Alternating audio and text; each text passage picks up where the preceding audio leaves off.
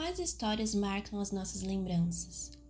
As memoráveis para mim demarcam as descontinuidades do meu corpo, nos espaços que historicamente me foram negados e que agora ocupo, como mulher, como mestiça, como pesquisadora, como quem está em formação, constituída, afetada e atravessada pelo discurso, pelos sentidos, pela urgência teórico-política diante de um período obscuro não tão distante, em que cientistas foram descredibilizados e descredibilizadas em detrimento do negacionismo. Sim, a ciência urge um posicionamento metodológico analítico, que também se inscreve na ordem do discurso enquanto prática política. É nela que percebo minha posição de sujeito num estado como Mato Grosso do Sul, que, conforme os dados do IBGE de 2022, perdeu a sua posição como o segundo maior estado do país em número de populações originárias, mas que segue com o segundo maior índice em número de mortes indígenas por suicídio e que ao longo de mais de 30 anos coleciona o maior número de suicídios indígenas do Brasil. As anotações esparsas, os relatórios com as taxas de mortes, os documentos oficiais, os números dos processos judiciais não conseguem alcançar os corpos dos sujeitos e capturar algo do dizível que possa acalentar aqueles que ficam. O fenômeno do suicídio ainda atravessa a linguagem, deixando rastros de dúvidas, incógnitas, margens para interpretação, a partir também do silêncio, como mais uma possibilidade de enunciação deixada pelo suicida.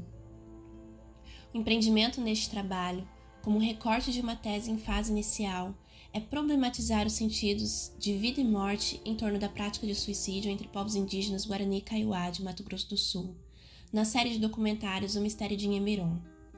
Produzida pelo pesquisador indígena Tonico Benítez e pela cineasta tocantinense Eva Pereira, a série foi transmitida na TV aberta pelo canal da TV Cultura em 2019, além de ter 6 dos seus 13 episódios disponibilizados no YouTube.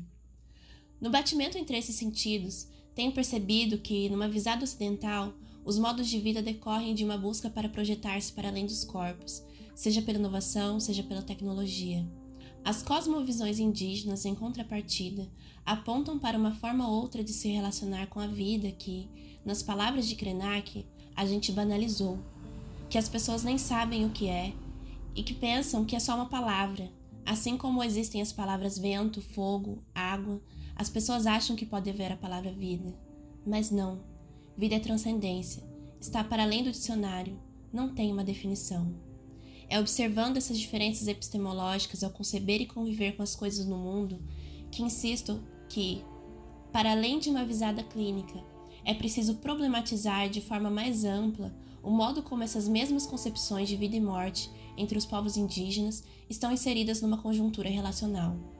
Conceber uma escrita e uma escuta discursiva sobre o suicídio indígena representa, para mim, o desafio de, na dispersão dos enunciados, estabelecer formas de correlação no que elas possuem de produtivo, à luz de uma perspectiva discursiva Foucaultiana, interrogando: como essas produções significam hoje? Por que esses enunciados e não outros em seu lugar? É necessário problematizar a continuidade da prática, indagando se e como a produção de sentido se inscreve no corpo e na língua, para, eu abro aspas, reconstruir a partir de rastros de linguagens, os dispositivos dos quais os textos não são, senão uma das formas de existência material, fecho aspas. Entre os métodos mais comuns para a concretização do suicídio entre guaranis e kaiowás, encontro, nas nominalizações enforcamento e envenenamento, as raízes seculares de investimentos contra o próprio corpo, mas também investimentos contra todos os corpos quando se pensa nas cicatrizes sociais de cada morte autoprovocada.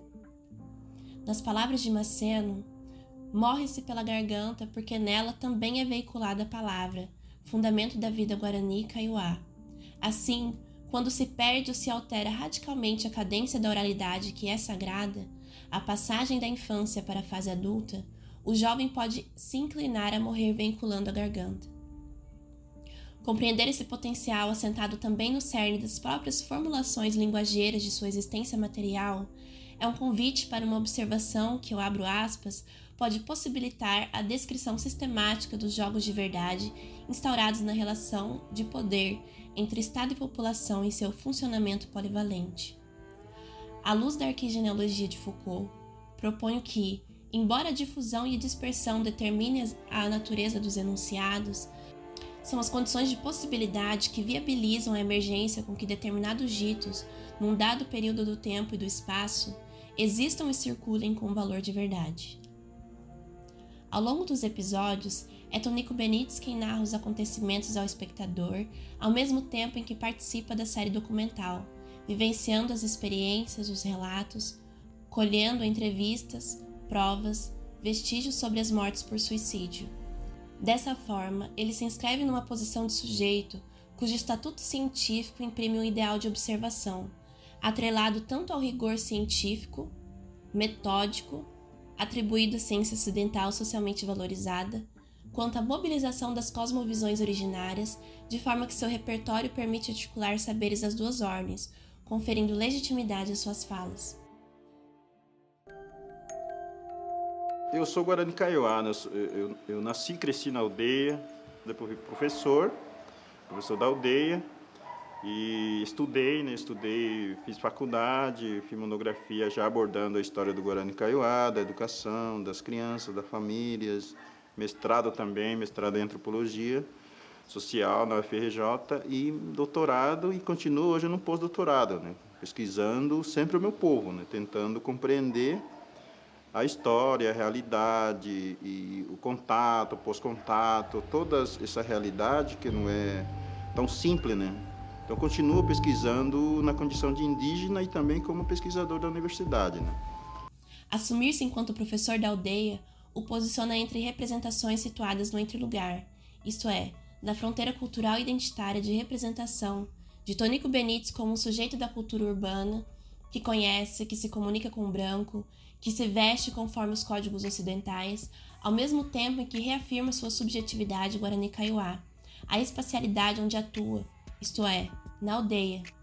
Isso também situa seu próprio corpo enquanto materialidade fragmentada, cuja estrutura se constitui com vestimentas que o representam tanto no contato com o branco, quanto nas suas origens como indígena, considerando ainda o modo como seu rosto, o componente de distinção, performa traços e tintas da sua etnia Guarani Kaiowá. Entendo que a posição assumida pelo pesquisador, enquanto um estudioso que conduzirá o espectador ao domínio de um saber inscrito até então na ordem do mistério, estabelece-se no documentário como uma estratégia narrativa, atuando como aquilo que, conforme Campos, estabiliza os recursos empreendidos na mobilização de um saber técnico, científico, reproduzindo uma concepção do real na intersecção dos níveis do visível e do enunciável.